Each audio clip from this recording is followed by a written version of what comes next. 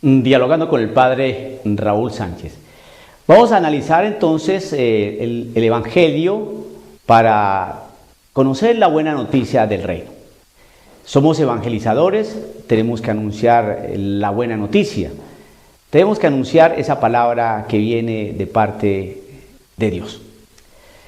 Cuando yo hablo así, entonces parece ser que voy a decir unas cosas muy bonitas, muy agradables, hasta me presento muy bien, con mucho decoro, con mucha decencia, como con un impulso a la esperanza. Pero resulta que hay muchas palabras en el Evangelio que analizadas en contexto, pues la buena noticia consiste en que el Señor perdona nuestros pecados. La buena noticia es que el Señor nos tiene una morada preparada, lista, que se está preparando en el reino de los cielos. La buena noticia es que existe una vida con Cristo Jesús después de nuestra muerte.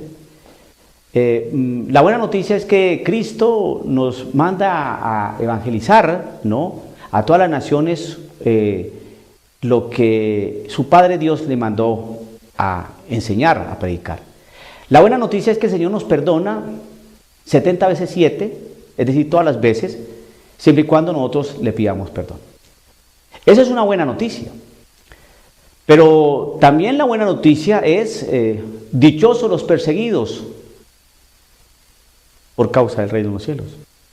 Dichosos los que tienen hambre y sed de justicia. Dichosos los de puro corazón. La buena noticia también es el que no prefiere a Dios sobre todas las cosas, pues no va a ser discípulo del Señor. La buena noticia también encarna que el que quiera seguirme, pues tiene que tomar su cruz e ir en pos de mí. La buena noticia es que también si no respondemos a los proyectos de Jesús, a la invitación que Cristo nos hace, pues podemos perder nuestra vida, porque Cristo es la luz del mundo. La buena noticia es que ustedes son sal y luz de la tierra, son sal y luz del mundo. Pero si la sal se vuelve sosa, es decir, que si usted nota, el Evangelio de nuestro Señor Jesucristo es una buena noticia, pero también es compromiso. Es algo que nos invita el Señor a vivir, pero también hay unas exigencias. Esa es la verdadera predicación, es el verdadero Evangelio. Ahí está. Cuando usted entra a los Hechos de los Apóstoles, usted observa cómo Pablo, Bernabé, Pedro, Juan fueron azotados, encarcelados, golpeados, llevados ante las autoridades judías, fueron puestos en entredicho, la gente los insultaba, etcétera, etcétera. Dentro de esa buena noticia, ellos hacían milagros, prodigios, bautizaban, enseñaban. Pero si usted se da cuenta que la buena noticia que nos quieren lanzar hoy es todas las bondades que vienen de Dios Padre, sin ningún tipo de exigencia ni de invitación a cambio y conversión de Dios Padre para nosotros. ¿Y por qué digo de Dios Padre? Porque ese Dios Padre, sabemos que dice eso porque Jesucristo dice y hace lo que Dios Padre le manda a decir y hacer. Entonces, dentro de estas realidades que estoy yo explicando, pues incomoda mucho en el día de hoy. ¿Cuánto me gustaría predicar ese evangelio descafeinado que se predica casi en todas las misas?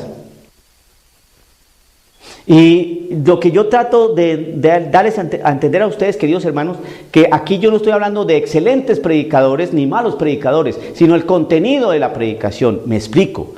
Hay excelentes sacerdotes y predicadores que uno dice, qué predicación tan interesante. Oiga, nos hizo reír, nos centró, nos explicó, aprendimos, pero no era la palabra del Señor. Era un discurso psicológico, con contenido psicológico, con una realidad netamente humanista, con un enfoque y una proyección de motivador. Entonces, claro, todo tiene un contenido pues que entretiene, que a uno aprende, obvio, ¿no? Pero que no es cristiano, A eso es donde yo quiero ir. No se trata de que yo esté demeritando los esfuerzos y trabajos de los predicadores, ni más faltaba de los sacerdotes, ni más faltaba, no, son mis hermanos sacerdotes, son predicadores laicos que se esfuerzan por evangelizar. Pero ¿qué es lo que están evangelizando? ¿Qué es lo que están anunciando? Es lo que yo me pregunto. Yo me pongo a escuchar diferentes homilías y yo digo, ¿y este sacerdote cuándo va a hablar de lo que se leyó allí? No tocó la primera lectura, no tocó ni siquiera un salmo, la segunda lectura ni siquiera la pasó por encima, no, hizo algún énfasis, perdón, o más bien la pasó por encima, y el evangelio pues un toquecito por allí. ¿En qué se desgastó la homilía o cómo se desarrolló la homilía? En cuestiones de orden personal, anécdotas, cuestiones netamente puntos de proyección humana, de cuestiones de orden psicológico, de toda la iniciativa que tiene el hombre, de todo lo que... Y Cristo Jesús y el Evangelio, lo que se proclamó ahí, nada. Entonces, ¿por qué hago este tipo de exhortaciones? Hermanos, porque es que en la misa se tiene que escuchar la palabra de Dios, no la palabra del hombre. Se tiene que escuchar la palabra de Cristo Jesús, no la palabra del predicador y del cura. Nosotros estamos dados para predicar la palabra de Dios.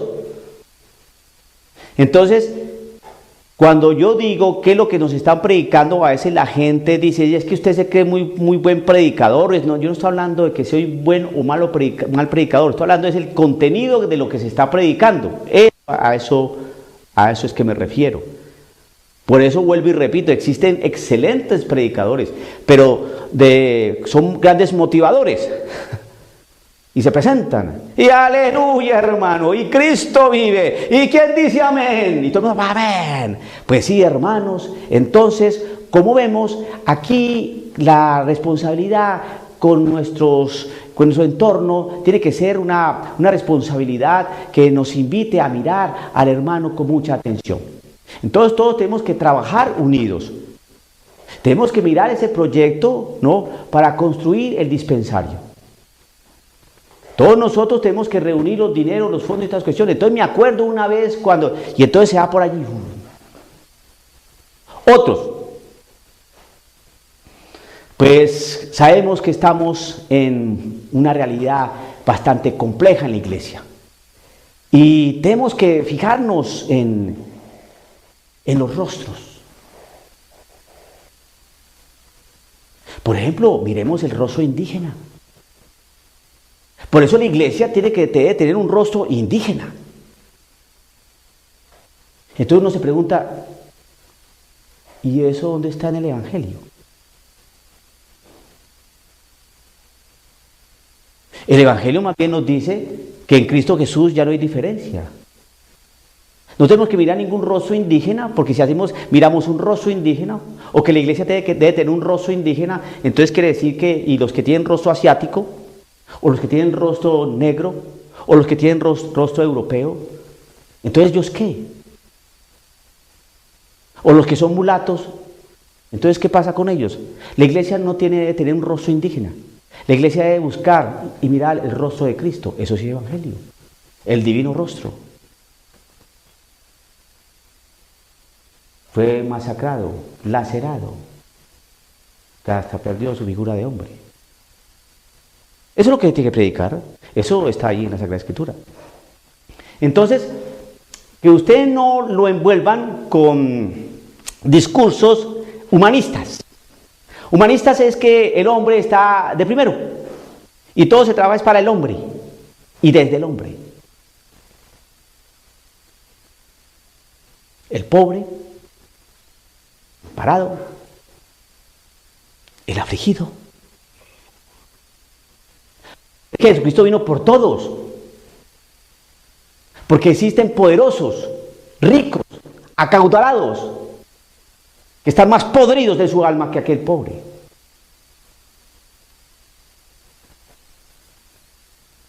Jesucristo tiene una preferencia por los pobres, es claro.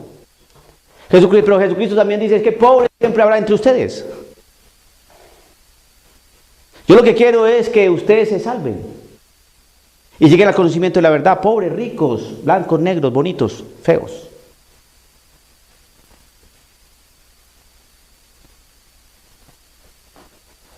Cuando Jesucristo entró a la casa de Mateo,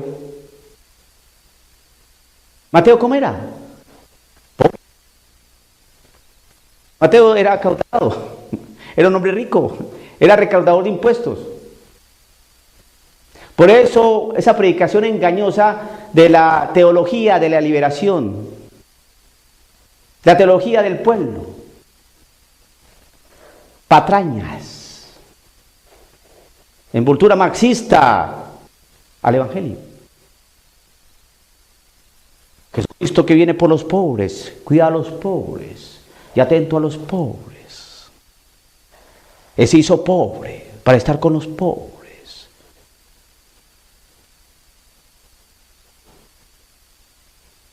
Jesucristo vino por todos nosotros, por el pobre, por el rico, por el millonario, por el acaudalado, por el millonario, por todos. No enredemos el Evangelio, no le digamos, no le hagamos decir al Evangelio cosas que no dice. ¿Por qué estoy diciendo todo eso? Eso es marco introductorio a lo siguiente. Usted bien sabe, creo que sí, que en Alemania se está trabajando algo que se llama, en términos muy de ellos, el camino sinodal, es decir, un sínodo. La reunión de los obispos con algunos laicos importantes que tratan de hacer como un análisis, una encuesta de las realidades más urgentes de la iglesia alemana.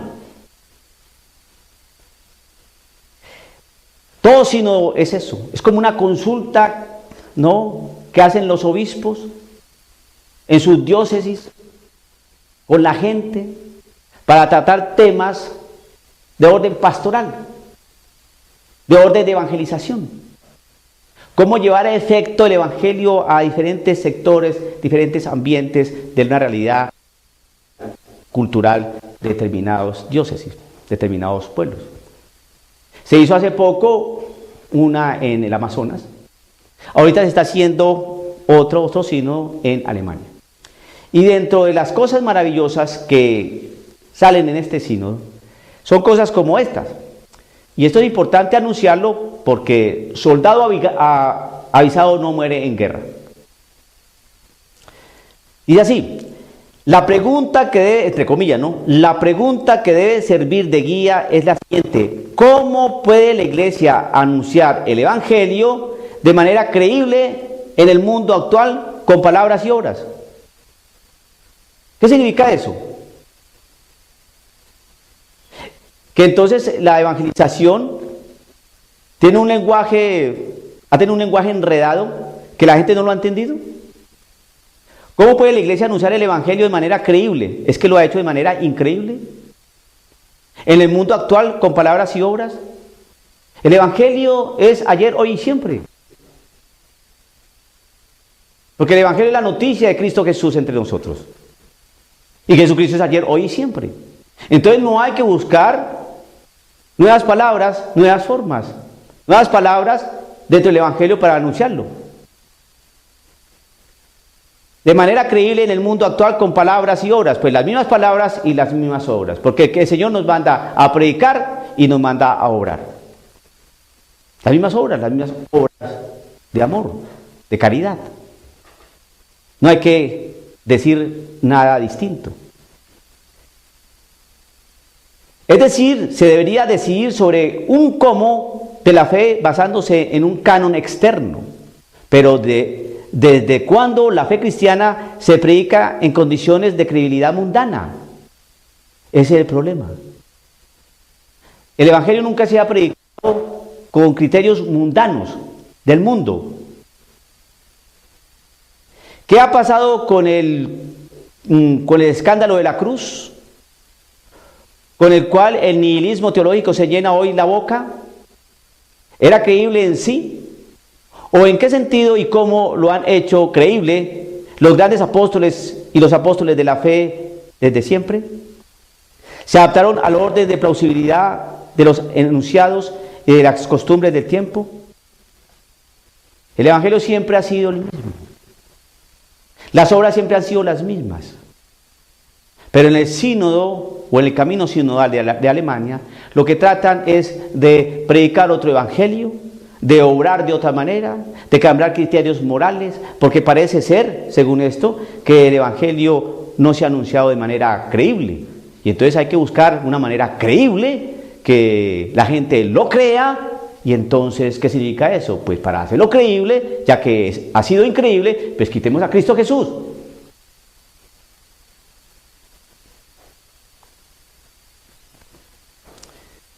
Dentro de las categorías por las cuales Jesucristo viene a traer división y viene a traer espada, es por lo siguiente. Esto lo leí yo ayer, si no estoy mal, en un video. Lo trae un artículo de Aleteya que dice así: la manera de hablar de Jesús, el divino maestro, es difícil muchas veces y muchas veces elevada, hecho que algunos entienden y otros no. Unos acogen y otros no. Y claro, que su mensaje tenía que ser difícil, pues él no enseñaba cosas de este mundo, enseñaba cosas sobrenaturales.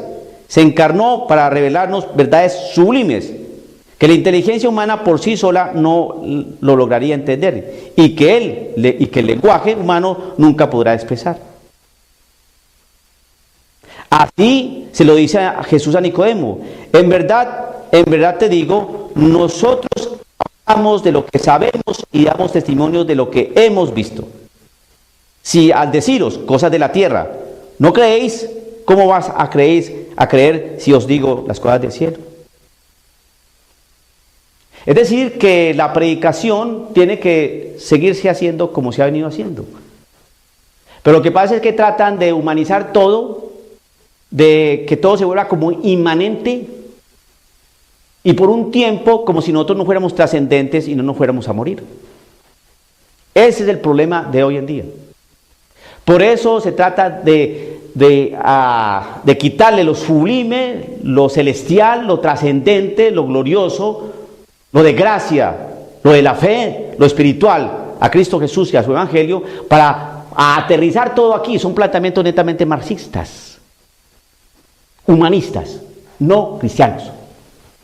Ese es el problema.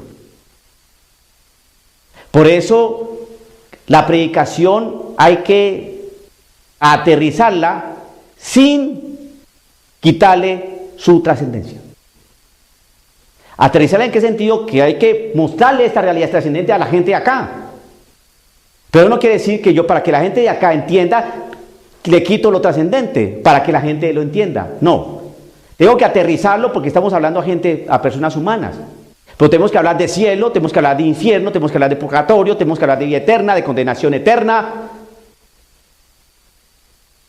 Tenemos que hablar de eso, de cielo, de gracia, de fe, de milagros, eso. Pero no, todo se ha vuelto aquí demasiado plano, terreno. Eso es marxismo, humanismo.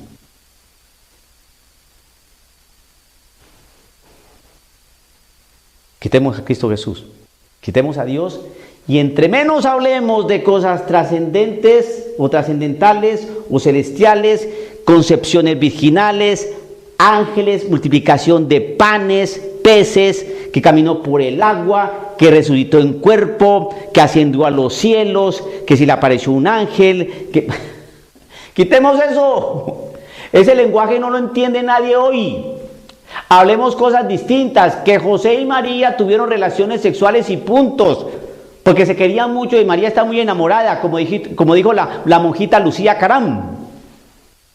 Pues ella resultó ser más teóloga que la misma iglesia en 2000 años de historia y de dogma mariano. Entonces esos lenguajes son así. No, pues no sabemos lo que dijeron los evangelios, porque en aquella época no había grabadoras. ¿Qué significa eso? Bueno, pues no sabemos si en realidad Jesucristo hizo milagros, o si en realidad sí le dijo eso a Nicodemo, o si no sabemos. ¿Qué significa eso? Quite todo eso que suena raro, hermano. Y la gente no se ha dado cuenta. Y va soltando esas frasecitas. El nuevo obispo, arzobispo allá en Bogotá. Pero yo no creo mucho en el demonio. Yo no creo mucho. Entonces, ¿qué cree usted, hermano? Si no cree mucho, cree poquito, aunque sea un poquito, cree de lo que le enseñaron, cree. ¿Y por qué no cree, hermano? ¿Por qué cree poquito? A ver, ¿por qué no cree mucho? Ese no creo en mucho, hermano, es que usted está prácticamente pasando por la galleta, como decimos en Colombia, el catecismo de la Iglesia Católica, porque el demonio es un dogma de fe. ¿Ya sí?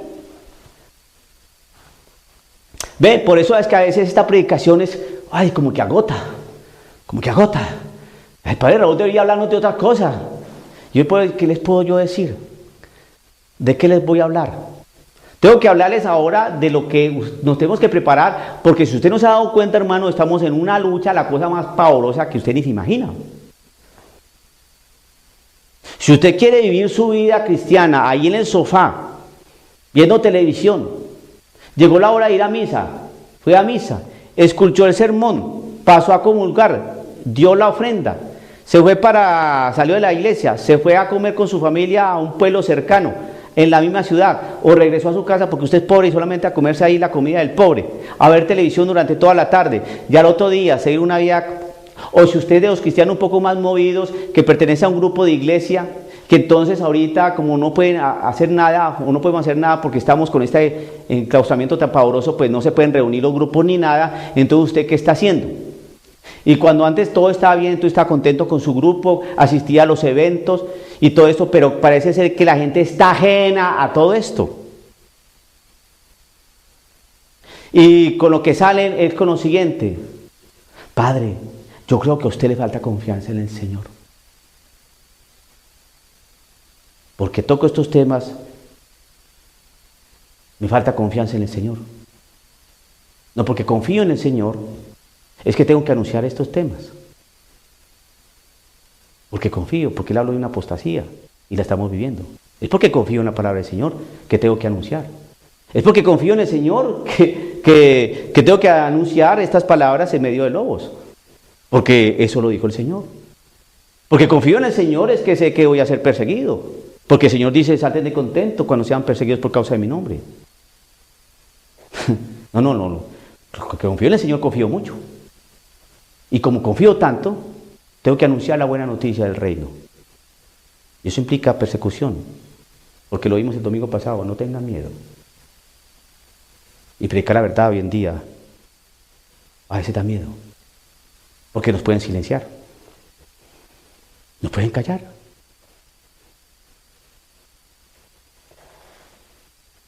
Dialogando con el padre Raúl Sánchez.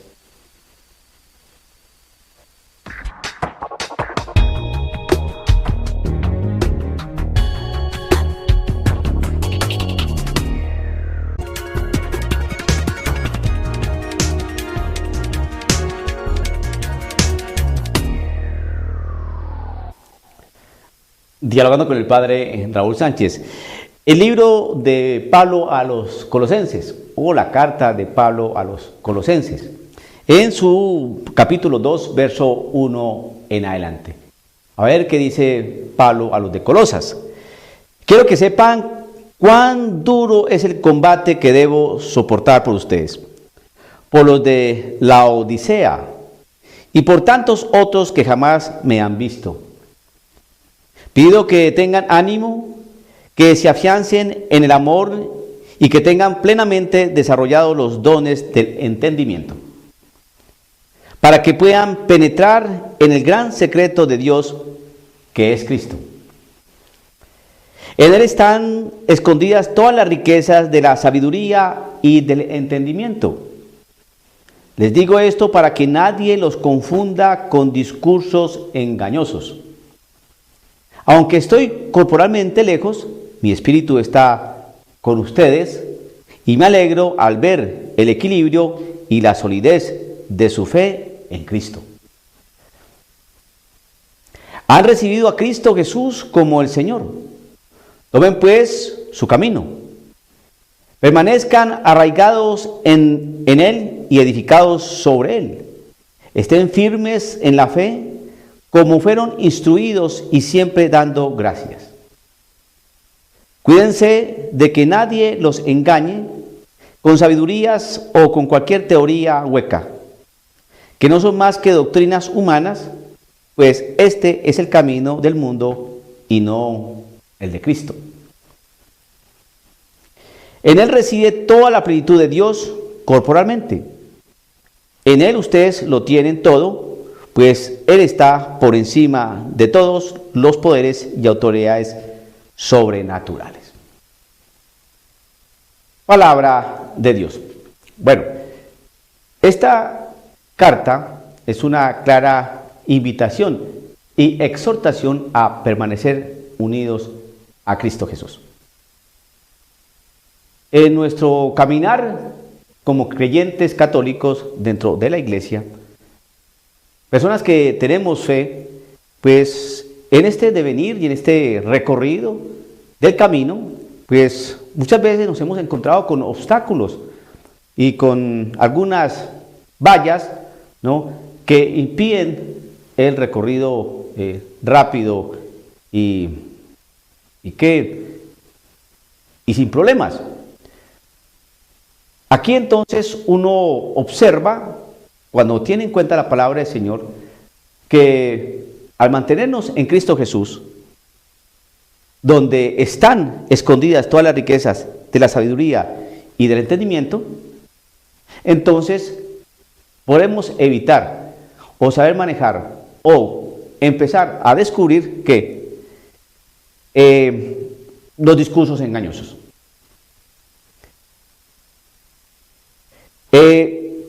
Pablo dice que se alegra al ver el equilibrio y la solidez de su fe en Cristo, les dice a los de Colosas.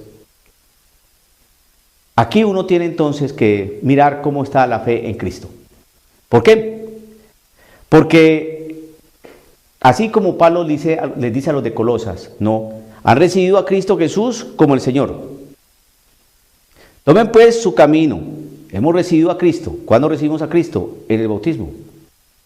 Entonces tenemos que seguir pues en su camino. Permanezcan arraigados en Él y edificados sobre Él. Aquí la cuestión se ve que es Cristo-céntrica. Arraigados en Él, pendientes de Él, junto a Él, seguir su camino, entenderlo. Alcanzamos la sabiduría de Él. En Él están escondidas todas las riquezas de la sabiduría y del entendimiento. Tenemos que pensar, tenemos que discernir, tenemos que evaluar sin desprendernos de Cristo Jesús. Usted empieza a desprenderse de Cristo Jesús y empieza a abrazar ideas que no son de Cristo Jesús, es decir, ideas muy humanas, muy antropocéntricas, muy ecologistas, muy ambientalistas, muy políticas, muy culturales, muy sociológicas. Creo que por ahí, y obviamente, y todo eso desvanece, la persona de Cristo va a ser usted pasto, ¿no?, para que lo acabe. Permanezcan arraigados en Él y edificados sobre Él. Otra vez, estén firmes en la fe, tal como fueron instruidos y siempre dando gracias.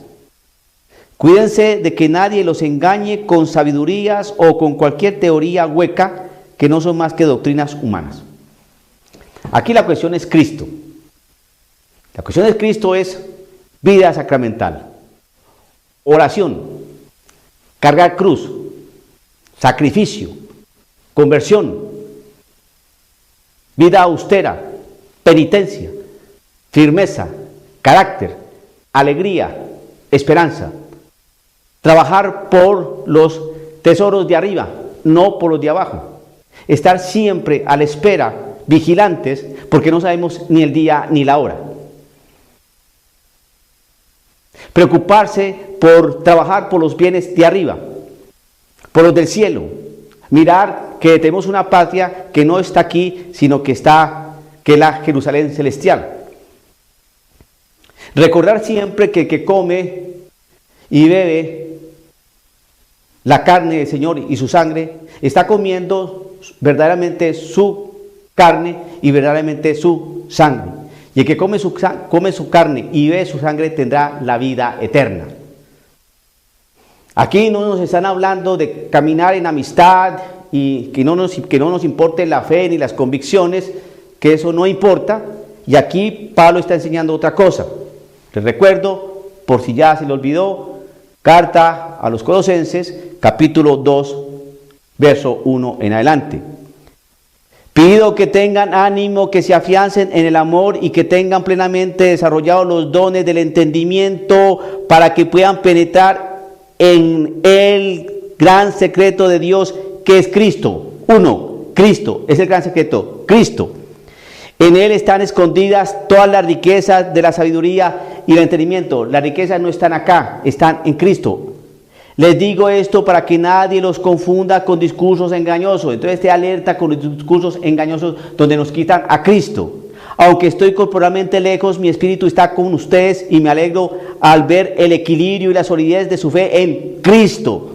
Han recibido a Cristo Jesús como el Señor. Tomen pues su camino, el camino de Cristo. Permanezcan arraigados en Él. ¿En quién? En Cristo. Y edificados sobre Él. ¿Quién es Él? Cristo. Estén firmes en la fe. ¿De quién? En Cristo. Tal como fueron instruidos y siempre dando gracias. Cuídense de que nadie los engañe con sabidurías o con cualquier teoría hueca que no son más que doctrinas humanas, pues este es el camino del mundo y no el de Cristo. Entonces aquí la cuestión es Cristo. Y donde nos quiten a Cristo y nos hablen de cosas donde no está Cristo, hay que tener mucho cuidado. ¿Por qué? Porque eso son discursos engañosos y de sabidurías, ¿no? Y teorías huecas. En todo discurso, enseñanza de la iglesia donde no nos hablen de Cristo, es una doctrina engañosa, una teoría hueca, porque ahí repite Cristo muchas veces, Jesús, Cristo muchas veces, la fe en Cristo Jesús. Solamente para que usted tenga en cuenta la palabra del Señor y no se deje engañar. Esto alimenta el alma y nos fortalece la fe en Cristo Jesús.